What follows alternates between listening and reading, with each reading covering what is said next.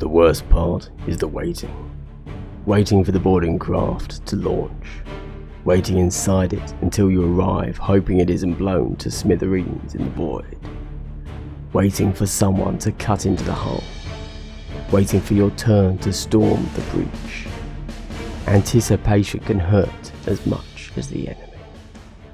Hello everybody, Glass Half Dead here, and today we are into the Navy. We're going to sail the 7 seas. In the Navy, you can do what you please. That's right, it's the Imperial Navy, it's Kill Team Into the Dark. Let's do it.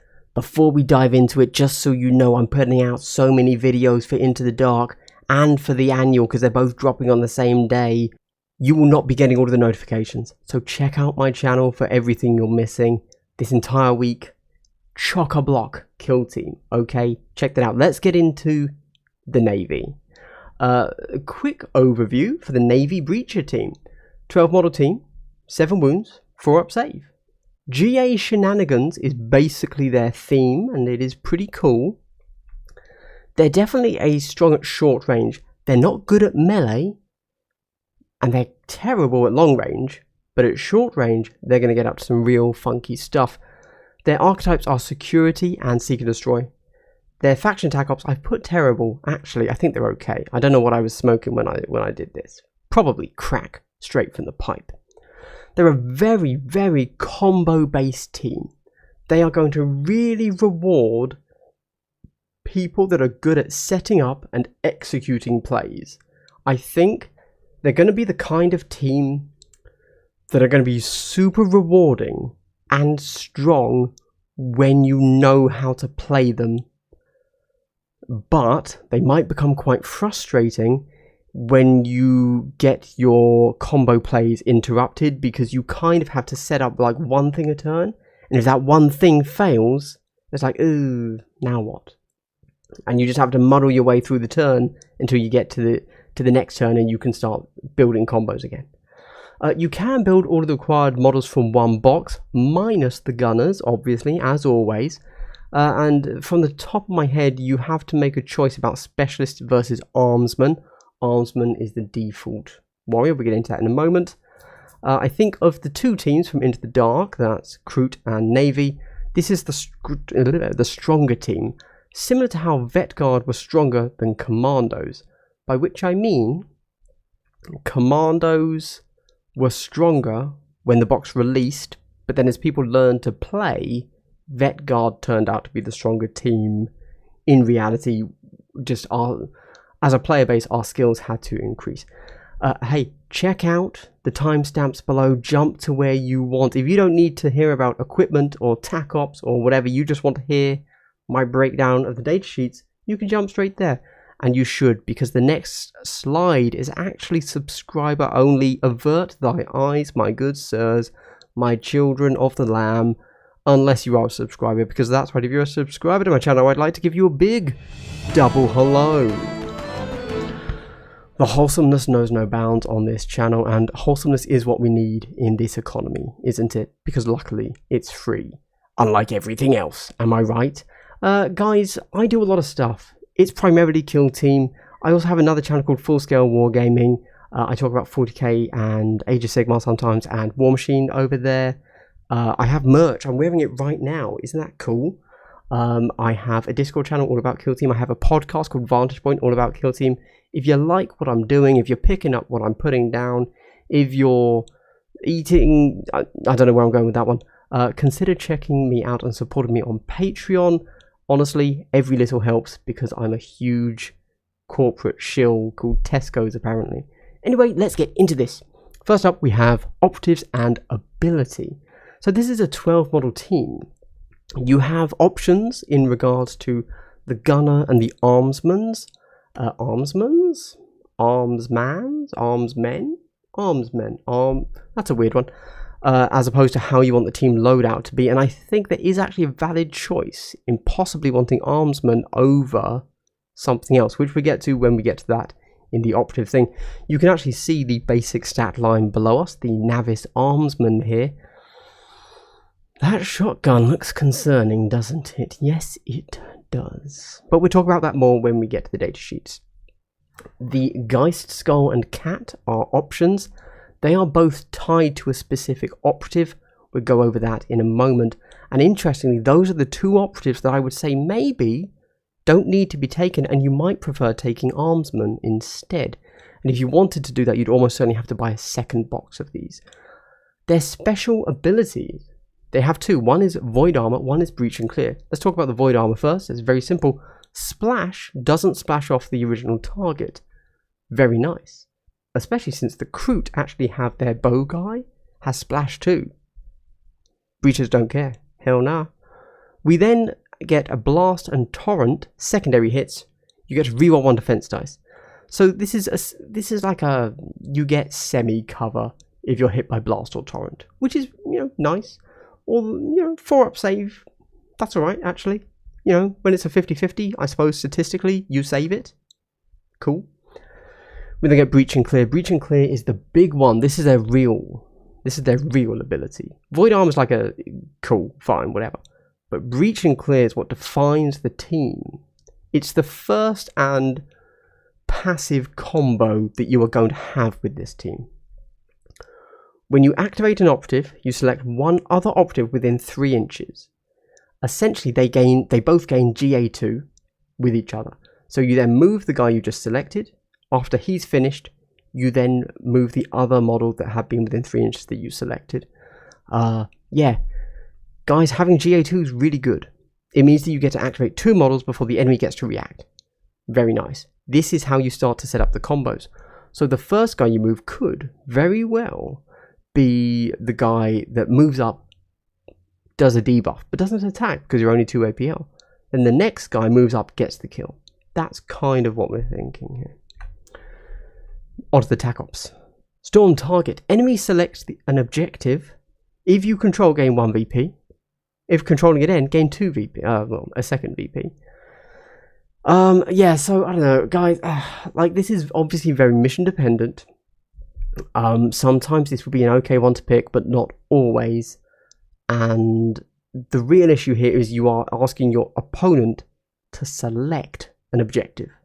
So it's entirely within their remit about how good or bad this objective is. If they just put all, you know, as they're going to pick an objective on their side of the board, they are going to control it. Yeah, a competent enemy will be able to stop you from scoring Storm target. We then get into the Breach. So at the end of the game, 1 model, 6 inches from the enemy board, you get a VP. If you have 2 models, you get 1 VP. A second VP. This is an interesting one. So, you know, the negative is that you only score it at the end of the game, which isn't always, you know, guaranteed to be turn 4, depending on how fast people are playing. Could be turn 3, which you have to take into account, as it is obviously harder to move your models across the board when that happens. All in all, I think we really have to wait to see just how durable and survivable this team is as to how, you know, valid this TacOp is. I can certainly see with some people it will be a good TacOp, but you know, if you start to, it's a little bit of a win more. I feel that if you manage to cross the board, then you're probably not losing enough models that you need to score this objective, if you see what I mean. So again, bit of a snowball. We then get Counteract. When you're using Breach and Clear, if one model kills an enemy, and then the other model kills an enemy or ends on an objective that you hadn't previously held, you get a VP. If you do it again, you get a second VP. You know, it's really hard to gauge just how easy this will be when using Breach and Clear, but I feel like this will be really difficult. You could probably set up the combo so that it happens once, but twice, really tough. Especially when you have easier to score TacOps from your normal archetype decks. We go to Strat Ploys. You have Attack Order and Defense Order. These are almost identical. So let's read Attack Order. You select a 6-inch area on a board. When you're within it, reroll all of 1 number in your shooting attack. This is mutually exclusive with Defense Order, which is the same as above, but using defense dice when you're shot at. So for example, if you move your guy in, you take a shot and you declare, I want to be able to re-roll with this shooting attack 2s. And then if you roll 3s, you miss. If you roll 1s, you miss. But if you roll any 2s, you can re-roll them. There you go. And then defense dice is the same, but your defense dice. Close assault. Within 3 inches of enemy, if you retain 2 successes, change another failed to a success. Statistically, I don't actually know how this works out, but I'm not really that big of a fan of it. However, I suspect, just thinking about it, if you're hitting on 4s, like, it's entirely possible, like you're almost guaranteed to miss with 1, right? And then you're almost guaranteed to hit with 1, and then the other is a 50-50. So, yeah, I don't know. Being able to turn 2 successes into 3 successes is very strong, and that's good. But I just don't feel that this is a melee team, Like, if you play this, you're using it for 1, maybe 2 models, not for the whole team. And then, do you really want to use a CP for that?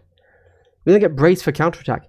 If a friendly operative hasn't moved, you can dash, but you can't move, charge, fall back, etc. Or charge, yeah. No, that's it. But you can dash. You get -1 to all normal and crit damage. That's not bad. That's not bad at all. This can be used in many situations, I think. Yeah, if you've kind of set up like your middle of the board perimeter and you know that you're not going to need more than a dash, play this pretty good. You have everybody on a guard and then you just dash to slightly reposition if needed, but otherwise you're guarding. And this just makes you relatively tanky, so not bad at all. And then get to the tac ploys. You can overwhelm target. This is breach and clear, which we've already discussed, which is where you get to turn 2 models into GA2, and one of them gets +1 APL. We're seeing those combos, aren't we? This is big. This is real big. This is part of the whole, one of them moves up, gets another model ready, then the next guy moves up, gets the kill. Now you have extra APL, so the first guy can move up, prime the model, and attack, and then the next guy comes up and attacks as well. Very cool. We get blitz. When you fight or shoot within 6 inches, if the first friendly operative activated, you auto-retain a crit. Okay? So if you are doing the first activation with your model, fight or shoot, auto-crit. If you're the first op to perform either a fight or a shoot, you auto-retain a hit. So for example, if the first model you activate in a turn, you move and dash, fine. But then the second one, or the third, or the fourth, if you're the first to do the fight or the shoot, you retain a hit. There you go. We get lock it down. Select one objective. This operative counts as +1 APL for the rest of the game to determine ownership. Now this is quite interesting, because for the rest of the game, one model is +1 APL when it comes to determining leadership on one objective. Quite interesting.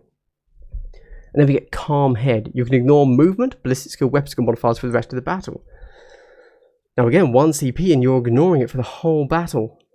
Now understand that ballistic skill modifiers include things like Overwatch, which is going to include guard. So you can have someone standing there and hitting on full ballistic skill, which is pretty cool. It's not just if you've been injured. You can always use it and it lasts for the whole battle. Potentially very good. We then get our assault operatives. So for those of you that don't know, I like to break down my operatives into assault, ranged, tank, tech, art. These are the artful operatives. Starting with assault, I've got to be honest, most of your guys are assault based. Assault doesn't mean melee, it just means up close. We start off with the Navis Armsman. Now he is a GA2, which means you have some nice swarm potential, but I probably wouldn't take them, if I'm honest. Swarming dudes is good, GA2 is good, but you no longer get to grenade spam when it comes to your GA2 models, like we used to be able to do with Veteran Guardsmen. But I don't know, it's not.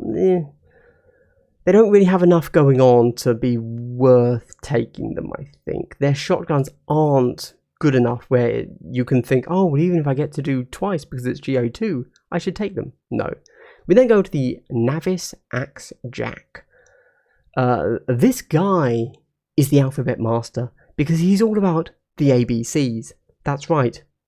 Always be charging. ABC, always be charging. Do you see what I did there? Alphabets. Okay.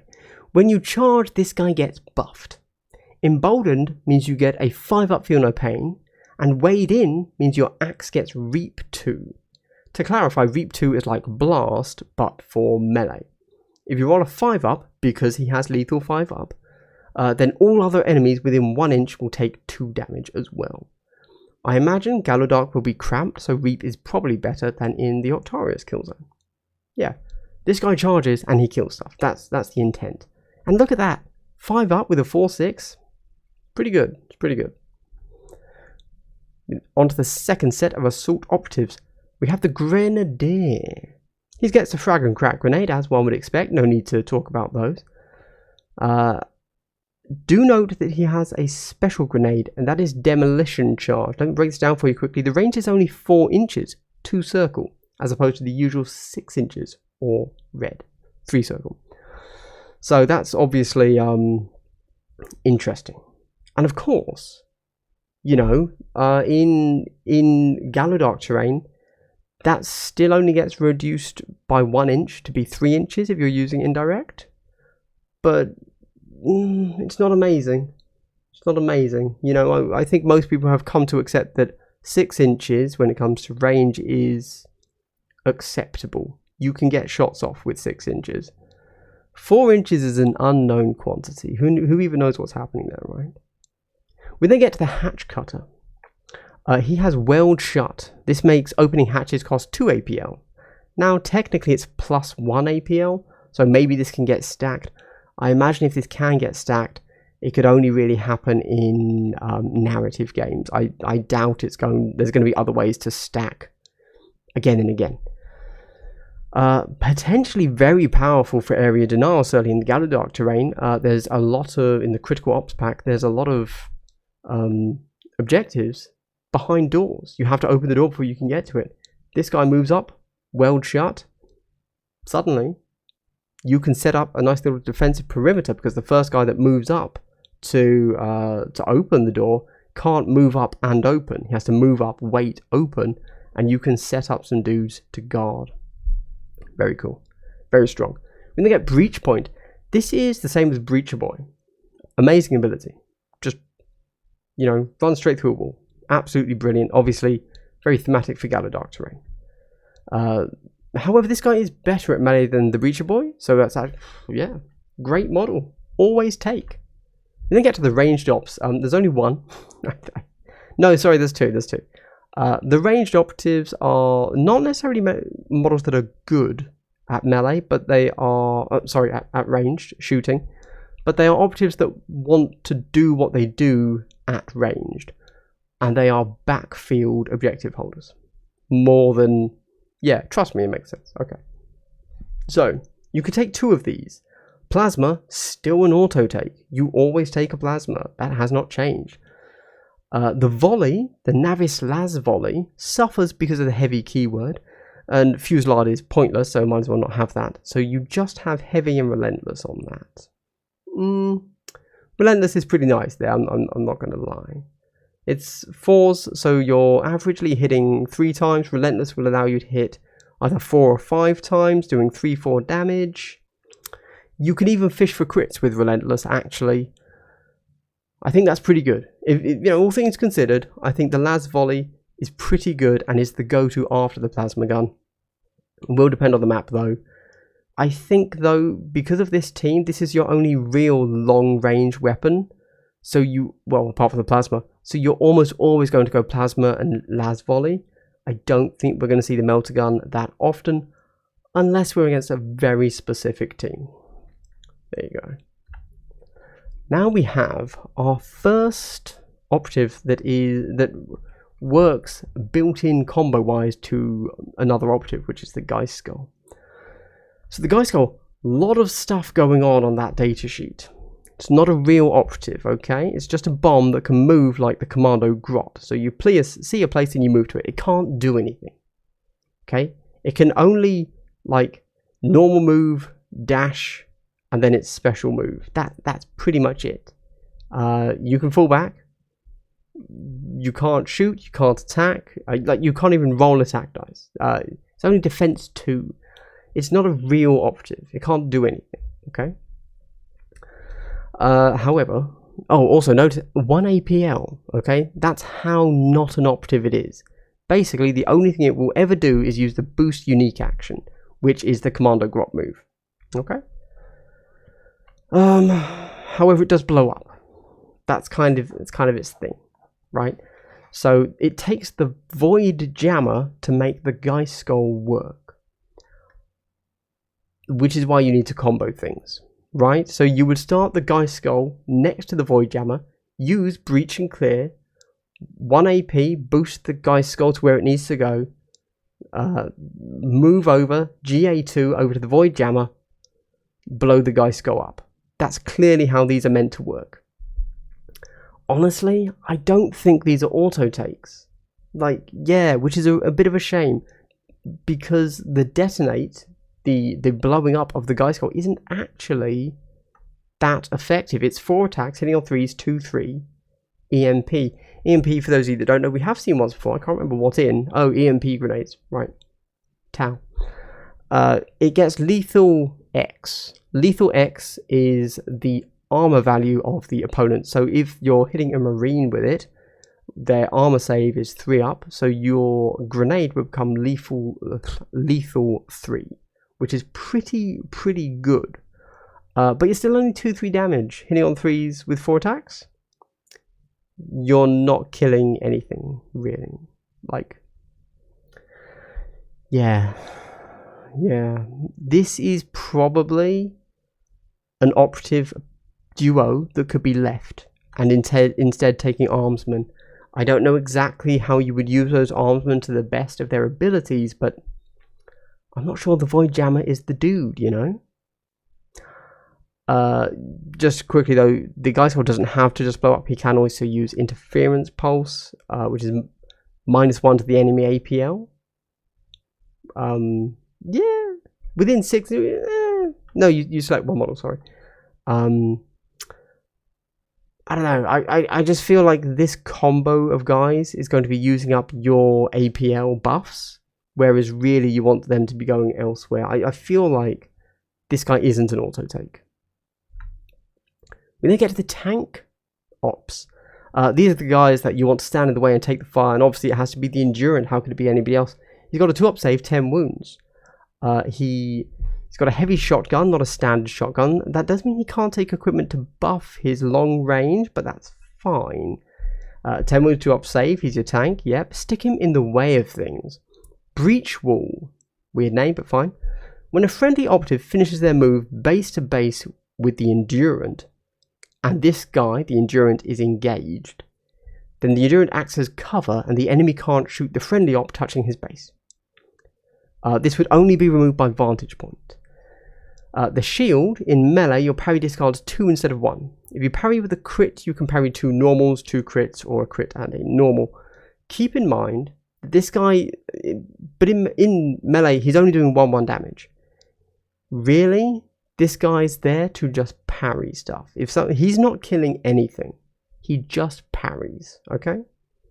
Although with that said, his close range shotgun is 4 attacks, hitting on 3s, 3-3, relentless.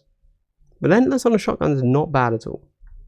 We then get to the tech ops, and we get the second model that does tech things. Yeah. Oh, sorry, I probably should. Why have I put this guy as a tech operative and the Void Jammer as a ranged operative? Well, because the Void Jammer never has a reason to be up close. He can sit at the back and do nothing, and he can tech. The Surveyor, however, needs to be up close. So the Cat is slightly more of a real unit than the Geist Skull, but not by much. It's still 1 APL, 2 defense. The Cat gets a free dash in the scouting step though, which is, you know, nice, probably needs it. It is also movement 4. Keep that in mind. Full circle, so it's moving 8 inches instead of the normal 6. Apart from that, it's basically just a moving token, though. The surveyor can interact with the moving token, though. Wayfind and surveillance both cost 1 APL.